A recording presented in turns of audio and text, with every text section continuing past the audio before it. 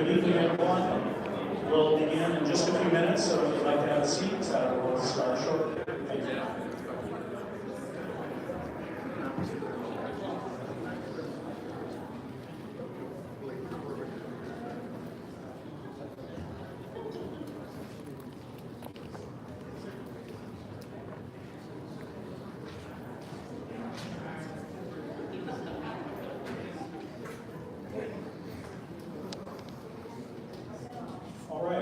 Start. We want to be respectful of your time. Good evening. My name is Phil Delafield. I'm with the City Manager's Office. And as you can see by the presentation in front of you, this is our 2018 flash flood response citizen engagement meeting. A couple of items of housekeeping just before we get started. We're going to run through a very quick presentation. We're going to try to give you an overview of our response and the issues that we've identified internally so far. And then we're going to go and break out to individual tables surrounding the room, and that's where we hope to cover the meat of the meeting and harvest as much information from you folks as possible. So I want to thank you for coming, and I would also like to give a shout out to various people that are in the room. So I see we have some electeds here. Mayor County is here. Bill Gray is here. I saw Linda Westergaard somewhere over here. Joe Gatto is there in the back. How can I miss you, Joe? Am I missing anyone? Scott Sanders, City Manager is here. And you have a number of staff at various tables around the room. So staff, could you please raise your hand in the room? Thank you. You're well represented by your city staff here this evening. So just to get you sort of oriented to the various tables in the far your right, my left will be the insurance table, communications, Shekinah back in that corner, debris management over here with Jonathan, and I believe this is the CIP where John is just moving to. Steve is just moving to. Okay, so with that we will get started. I'd like to ask the mayor if he wants to make a couple of statements. He took most of what I was going to say, so thank you. It's good to see a number of you here tonight. We remember the event June 30, and we remember all the work that everybody did in and around their neighborhoods, around their homes, and the concern that a lot of people had about what are we going to do, how do we respond. This was an event unlike almost any other that we had witnessed in the city of Des Moines. And with, certain areas 3 to 5 inches of rain, and certain other areas 8 to 10 inches of rain. And how do we deal with that? And looking forward, is this going to be, a regular kind of event? And if so, how do we deal with that? And moving forward, what are some of the areas of concern? As Phil pointed out, we heard communication was an issue, so we want to talk about that a little bit, and how we communicate, how we get a message out, what it looks like. Some people, I remember going into neighborhoods thinking, what about those tornado sirens? Maybe we should use those. Well, certainly we didn't, in a lot of cases, we didn't want people running to the basement. That probably was not a great place to be in some areas. So at any rate, we need to talk about it. We need to figure out what some of those best solutions are. And as I look back here at our people that are working on climate change and some of the stuff that's back there, there is science out there that says that things are changing, and that maybe some of the protocols that we had in the 40s, 50s, 60s, 70s, 80s, 90s are not the appropriate ways to do things in 2018. So that's in part what this discussion is about. And our staff has been working really hard to try to put together a lot of thoughts, data, and listening to people in neighborhoods as we went around the house to house. I know that an awful lot of our city council members, in addition to the ones that were here, Connie Mosen is now here, and Chris Coleman also is here as well, to add on to the other council members that were here. So I think we've got a full house of council here now. But we're all here to listen to you and to listen to staff and let's try to figure it out. We have various, I think we're going to have committees, right, Mr. Manager? And so we've asked people to sign up in the past. In some places they could do it on the spot or at City Hall. Can they do it online? All right, and we'll talk about that, where you might go, and we'll talk about, and I believe as Phil pointed out, we're in a, unless everybody figures out yet another committee, we're going to, I think, start with 4, communications, debris removal, and how we handle that, infrastructure, CIP, and down here, insurance. And again, maybe stop by the science table back there for the climate change people, and they can give you a little information on that. But with that, I'm going to hand it back to Phil, and let's get started. Thank you, Mayor. I neglected to give a shout out to our partners and friends at Polk County EMS. They're in the back table here in the back. And if nothing else, stop in before you leave, register your cell phone for the reverse notification process through that if you haven't already done so. So thanks again to our partners at Polk County. All right, we'll go ahead and get started.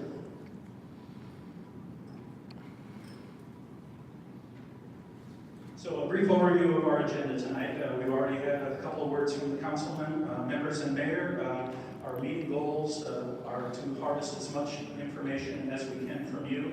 Our intent is to be completely transparent in our processes and identifying the priorities we need to move forward. We'll give you a brief account of the event. Those shall include what went well and where we have opportunities for improvement. And we will cover how to get involved and the next steps. So unless there are any questions, I'll move forward with that at this point. We hope tonight we will share information, solicit information, establish the subcommittee membership, and as the mayor mentioned, we have the 4 subcommittees that we've identified. That is communications, debris management, infrastructure, CIP, and insurance. We will give you the dates and the timing of the follow-up and the follow-up meetings. This event could not have gone as well as it did without the coordination that occurred. We had a number of partners. You see them on the screen in front of you. It was an all-hands-on-deck approach. And Polk County Management, Emergency Management, kicked off their after-action events. I believe it was last Friday. Is that correct? Thank you, Ajay. And those reports will also be forthcoming. There are other reports also that will be coming, including police and fire. So the after-incident reports from those, and those will be made available to the public as well. A brief overview of the event, the statistics, if you will. We had over 1,800 properties that were assessed. You can see on the map here that there was a wide dispersal. This was unusual. This event was unusual compared to other events that were predictable and within the flood plains of, say, 4 Mile or Raccoon River or Des Moines River or Walnut Creek. You can see the high concentration in areas outside of those floodplains. We used the traditional tag system, green, yellow, and red. We had we've tallied so far 27 properties that have been destroyed, 76 with major damage, 616 with minor damage, and 1,130 that were affected by the event. We also had police dispatch, over nearly 1,700 emergency 911 calls, or about 139 an hour. The fire department effected 71 rescue and assist calls and 99 other responses. We had, the dispatches are counted by the dispatch, not by the individuals. For example, one dispatch to a home may be more than one person.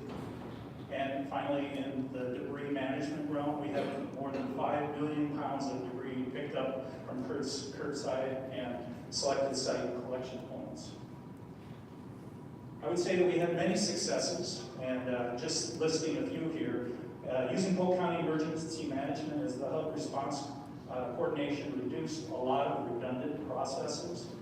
We improved information sharing between communities for the benefit of the public. I would say that as the rain fell and the floodwaters rose, the evacuations took place. The next morning, damage assessments began. Coordination on a metro-wide area occurred to aggregate the damage that was necessary for that disaster declaration.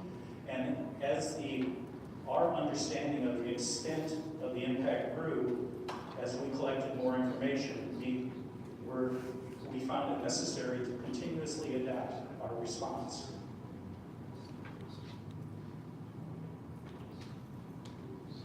We were quite successful in our initial responses in many of those areas. We were able to keep services delivered to the rest of the community, and the cooperation by the public safety personnel between the metro departments, the county, and the volunteers was exceptional and occurred across community boundaries. The opportunities, we have many of those that we've identified. We hope to identify further. The unprecedented amount of localized rainfall caused flash flood impacts in areas with no prior history of severe flooding. I think that's evident by the graphic you see on the screen, the green, the yellow. Those are outside the flood boundaries, which are the crosshatch areas shown in this map. There are several communication challenges that we've identified. Demand for flood damage debris removal caused substantial retooling of the effort within the initial 48 hours of the incident. So we rapidly moved from a drop-off to a curbside response. And we modified our damage assessment protocols as we went along. Initially, we were doing paper systems onto an Excel spreadsheet that was then edited and then sent to Polk County, which created a long lead time and lots of opportunity for error. We also struggled a little bit with third-party help. We needed to coordinate that effort to make sure that the help was going to the places that it was needed, that the people that were responding had the appropriate levels of training and safety protocols in place, and the initial demands of the community were being met. We also needed to keep day-to-day operations up and going. So while the people in the neighborhoods that were affected by the flooding had severe needs, the rest of the community had business needs that needed to be maintained. We have identified multiple infrastructure issues that we're going to focus on, and we have identified a gap in private property protection, most notably in the flood insurance realm. We have other issues that we've identified for preemptive mandatory evacuation orders that will require some further study and education of the public. And we identified procedural and training elements to aid future events. We also have identified the need for types and quantities of rescue equipment to aid in those future events. This slide gives you just an illustration of the unusual nature. This was a concentration in a very short period of time in an unprecedented amount of water. So you see here we had 10 inches locally in Ankeny, 7.5 inches north of town, and 7.25 inches, a variety of on the north side of Des Moines. From the multi-stations, you can see here that we have had just an unusually intense rainfall event. And that was reflected in the graph at the I believe this is at Easton Boulevard and was taken at midnight. Jonathan, I believe at midnight on Sunday night? Saturday, 10:30 p.m. Thank you. So that gives you an overview of what the City of Des Moines' response was. Our next step includes the subcommittee sign-up. We have comment cards, so if you have interest in more than one area, we don't want to exclude your participation in those areas. So make sure your concerns are noted on the comment cards. Feel free to visit multiple tables if that's what suits you, or if you have one area of interest, go ahead and focus in on those areas. We will establish those meeting dates at each of the committee tables, and then we will have a final report and recommendations by the end of the year.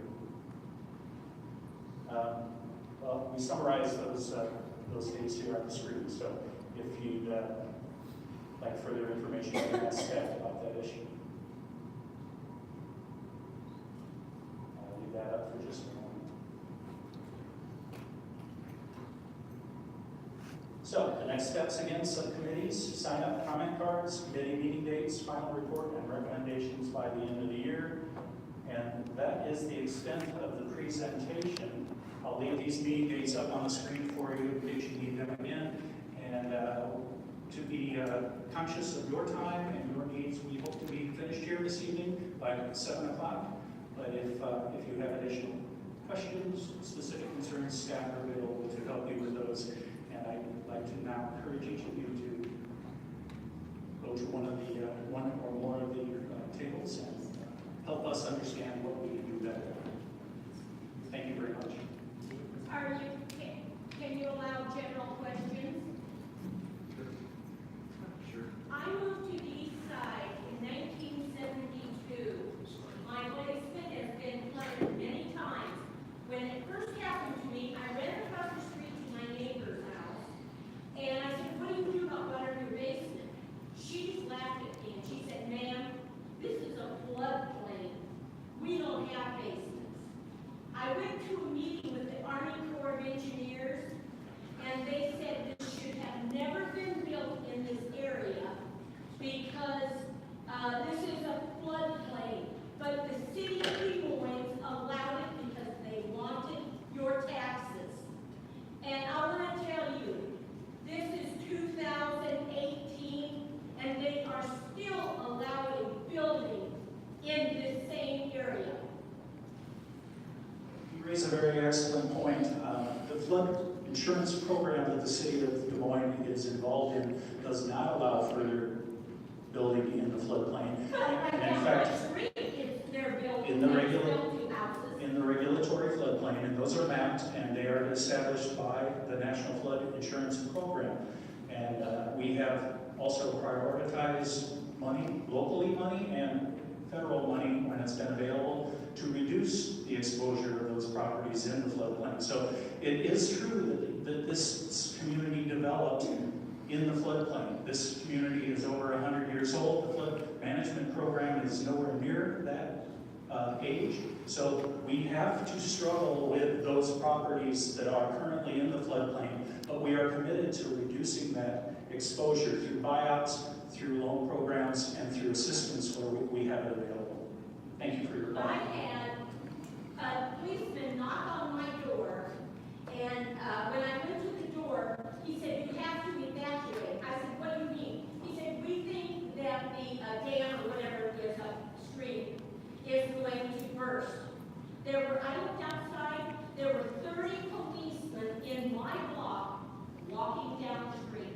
You've identified an area of communications that we hope to improve, so I invite you to attend to the communications table. The ladies over there are waving their hands. Did you have something? Is there only going to be one meeting per committee, or just you assign one for now and Good question, yes. It's just to get started.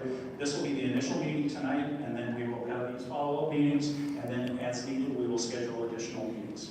Yes, sir. You know, I think it's good that you come up with, 2 months ago, we need 4 committees, we need this, but in our neighborhood, I mean, our big basement is right now. We have to get new furnace, water heater, washer dryer, got the whole thing, paid service for all, a ton of money, because I did not have any bacteria in the house when I came home, because I was in Nashville having a step something. And yet, to spend 2 months, and imagine all the people that are working on this, what are you actually going to do for the people? I mean, that's what worries me. It took you 2 months to come up with this, you're not going to have solutions by the end of the year, and we got people in our neighborhood who, they've lost everything. Because they get no help. Thank you for your points. We have actually established programs to assist those citizens. If you have additional questions about those, I welcome you to either contact me. The points that you make about where we go from here are very valid. That's why we're doing this. So we have infrastructure challenges. I invite you to sit at the infrastructure table. We have communication issues. We invite you to go over there. We we hope to focus on those items and come up with a strategic plan that will answer those questions. That's why you're here. This is Scott Sanders, City Manager. I want to add that there's already been a commitment from the council as well to address future stormwater improvements by putting more resources into that. And so the engineering has been sped up, the timelines for those improvements have been sped up. So there's a real commitment right from the top to make sure that there is going to be more and more investment to mitigate the stormwater moving forward. So not only from this event was there the commitment for the buyouts to prevent the same properties from flooding again, we've also got stormwater improvements. And understanding that the stormwater utility itself in Des Moines was established in 2004, 2003, early 2000s. And, I'm sorry, 94, not 2004. And so, again, hundreds of years, over 100 years of development, and we've only had a true stormwater utility for 25 years. Well, I understand all that, but still, you know, every time we call to get our house assessed, you say, don't worry, they say, don't worry, you're on the list. We've never seen anybody get our house. Stick around, we'll get your address and make sure why that has been. We lost everything. So I want to ask, because you're right, and there's also been an awful lot of work outside of this. This is not in any way a summation of what's happened in the last 2 months. So not only has there been the analysis that's been started on the engineering side, we've had multiple neighborhood association discussions to make sure we get input from every area, and we've asked any other neighborhood associations that want us to come out into the community. So the input we've been gathering right since the day one after the event. Where can we get more information about what improvements are going on with the storm sewers? Like, are you looking at, the areas that were affected are going to be updated, changed plan? Yeah, so the infrastructure and the CIP is the best place to get those answers. So what I wanted to ask is, these are the 4 topics that have been identified, again, through multiple conversations with citizens and neighborhood associations. Is there a 5th topic by chance that's out there that is not being addressed within these 4? Because that's an opportunity as well. If there's another area, another topic that needs to be addressed. I know you're talking about infrastructure, but one of the biggest problems in the area is 4 Mile itself. Needs to be dredged out, made bigger, holding pools when this happens. Because here it is September and never, I've been there since '81, has it, and I know there's climate change, but never have we had, now we're scared again right now in September. That's never happened Sure. since, I've ever been there. And a lot of it is, it just can't hold the water anymore. Right, and so obviously 4 Mile is much bigger than what we just see in Des Moines. There is a watershed group that is evaluating that. I would start with the capital improvement and infrastructure, and if we determine that it's too big of a topic area, we could split that up even further if need be in more subsections. So I would start there with that. Are we missing any 5th topic? Well, I've got some questions prior to 2 different flood meetings. Who is the emergency manager for the city of Des Moines? I'm not being answered that way. So Chief, I would probably refer to you as much because he sits right now as the chair on the Polk County Emergency Management Board. So That's still not a concrete answer. Who is the emergency manager for the city of Des Moines? there is not a specific job title for that at the City of Des Moines, and there typically is not. So does that mean that it's this? The mayor gains additional responsibilities in being in charge of the operations for the city, but there's not one emergency manager. There's always the city manager. That's always the case. But Just cut your answer short and to clarify mine. There is no specific title in the city of Des Moines structure that says that somebody is, there is no specific title in the city of Des Moines structure that says that somebody is the emergency manager for natural disasters. no, the city manager is always the manager of all of the operations in the city. So you are the emergency manager then?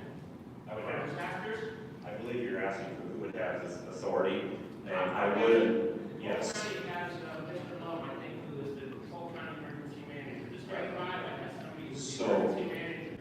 Who is the emergency manager for the Yes. city of Des Moines? We have AJ in that role at the county level, so we don't have to have emergency management specific job descriptions at every city. I mean, that is part of the benefit of having that structure in a cooperative nature. So when there's a disaster in the city of Des Moines, the emergency manager is Mr. Mum for Polk County? I think what, and I'm not downplaying your question, but what you may be asking is, who's the incident commander? Because No, I'm asking who has the title of emergency manager? no one does. There's the problem. You have to have somebody in the city that is the emergency manager for national disasters, because not every natural disaster is gonna go to Polk County or to the state or to FEMA. So you need to figure out who's gonna be the emergency manager and who's gonna be the coordinator for all the activities, and you gotta get a title. You gotta have somebody that has that title.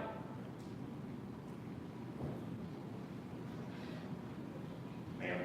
For communication and insurance, Yes. are these more going to be before, like, get the word out, if there's a flash flood coming? Or is it more going to be then, okay, the flash floods happen, we need to communicate when meetings are going to be, or how to get insurance? Yes, the communications committee is structured to have the whole event in mind. And so from the communication right from the start of there is a disaster occurring all the way through what options do you have for recovery. And so, yes, Because the two are the same date at the same time, so you can't really be on infrastructure and insurance. okay. Take that into consideration. Jane? So after these committees have dates and times, I see, and then report at the end of the year, what happens at the end of the year? Because I foresee the infrastructure CIP area going far beyond the end of the year, because Sure. you're telling me that my street won't have a solution for 5 years. So I want that subcommittee to meet together and to talk to you folks for the next 5 years. So that sounds like a recommendation that needs to come through that. I mean, we don't want to preset what these recommendations are. We need exactly that kind of input through the committees. Because you're right, some of this, even the flood insurance, we fully expect that there would be some kind of public information item that would probably every season make sure it comes out and gets refreshed. So we remind our citizens that it's always an option. Make sure our realtors are getting that regular training as well.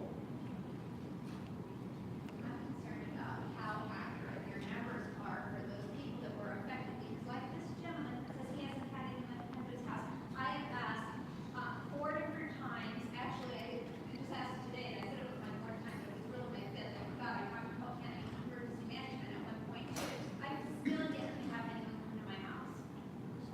Again, we've got our code people right here, so let's make sure we get your address. You know, I don't think it's coming to people's houses, it's not just giving out information. We have got no information, the only thing we got is here, Weaverdale, newsletter, you can have one of those things installed. Yeah, for the recovery aspect, there's both a county program and a city program dealing with recovery. Where we get all the information. Stick right here, and we'll make sure you have it, because it is available too. Okay. If your numbers are right, and I think that, impacts, we're trying to budget, I have the numbers given to FEMA and stuff, and having to benefit the houses, I don't know what the accurate number is, the number of people who have that. Again, using the resources we had, we thought we would get to each property, so. I just have 2 things. One is, I have been told that Beaverdale Neighborhood Association is not interested in getting involved in this situation at all, or on behalf of us. And the second thing is that, I'm wondering if we can have some sort of committee involved in the current situation and the fact that for many years we've been extended, and that different administrative bodies have come and gone, and just making sure that we are somehow assured that it's not going to continue. Sure. It's I'm hearing several potential recommendations in there, including a status. Restitution kind of thing. And I just mean, not necessarily financial, but I just mean a restitution that we make sure that those of us that are continually been affected cost thousands of dollars. Not to mention emotional, all that other mess. That we have a way somewhere in this process to make sure we're not going to end up again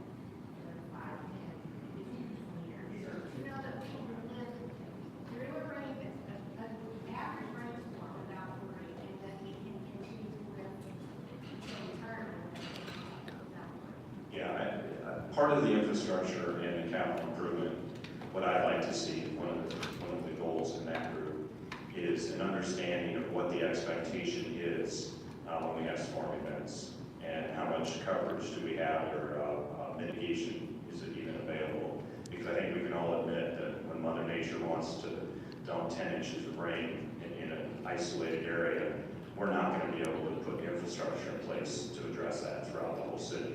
So establishing what, as a community, we think that expectation should be is one of the conversations we really need your help in, not only understanding some of the science behind it, but sharing with your communities, with your neighborhood associations, what our expectations are.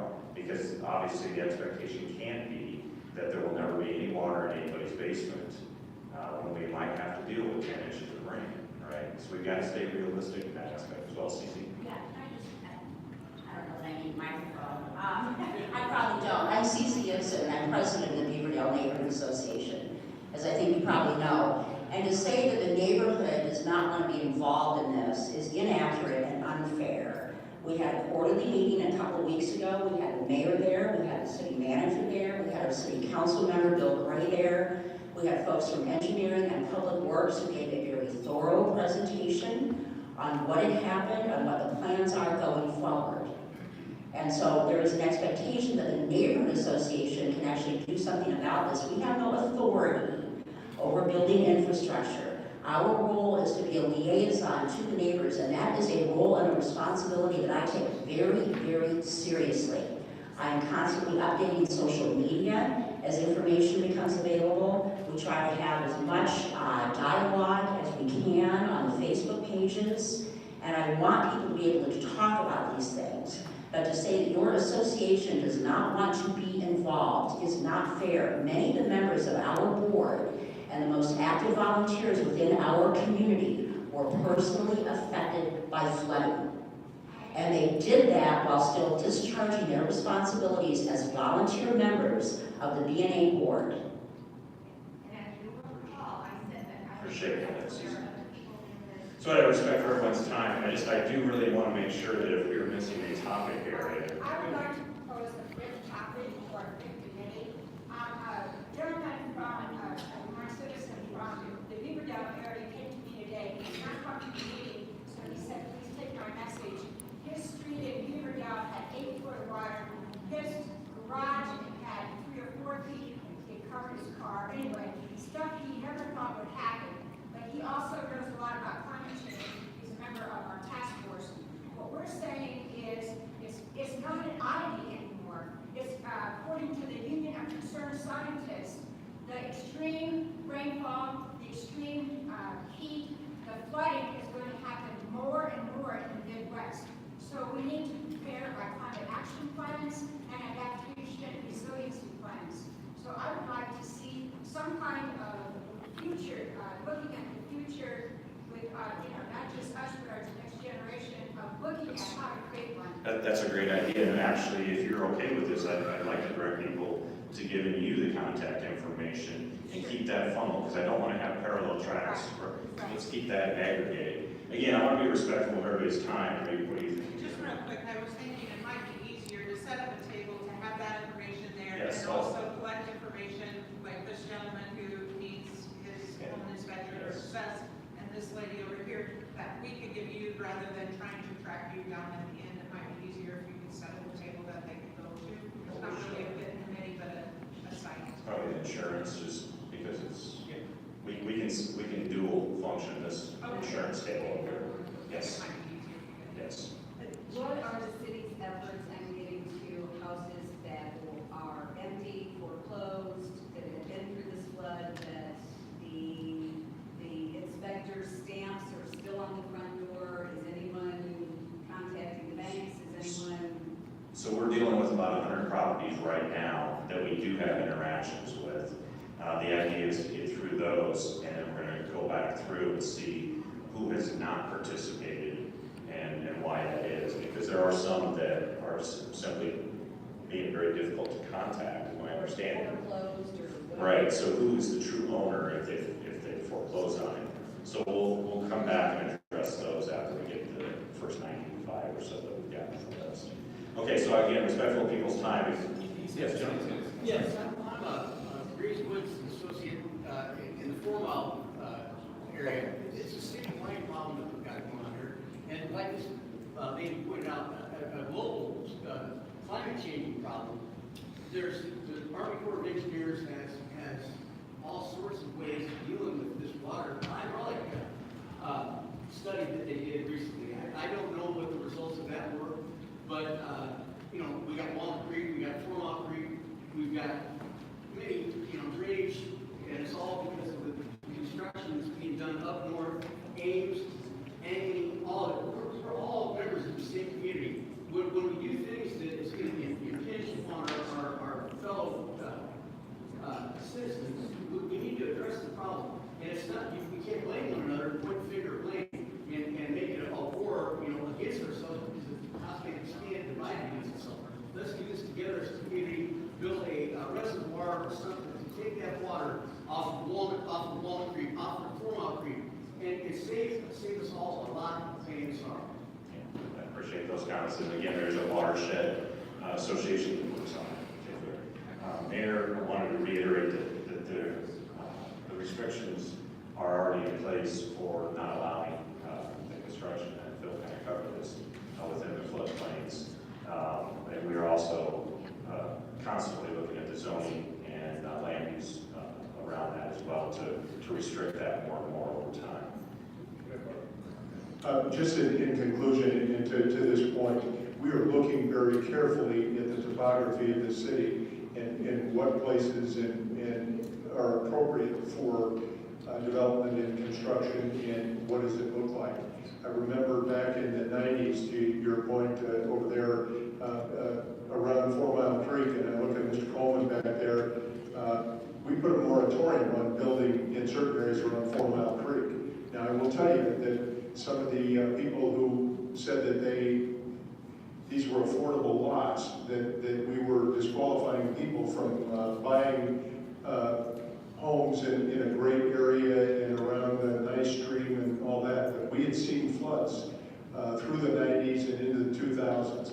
And to your earlier question, I don't want anybody to think that nobody is in charge if something happens.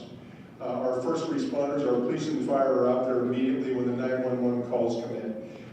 If in 2008 and 2010, we declared emergencies, and I want you to know that we had a team. And I was there, the manager was there, all of our city council members, we communicated every single day. We met 2 times a day to say, here's the circumstances, here's what we're doing, what resources do we throw at it now, and we work together as a team. And I will have to tell you that the manager and I functioned as the leaders of that team. And we worked pretty much 18, 20-hour days. And that's the kind of thing that it takes. This was a different circumstance.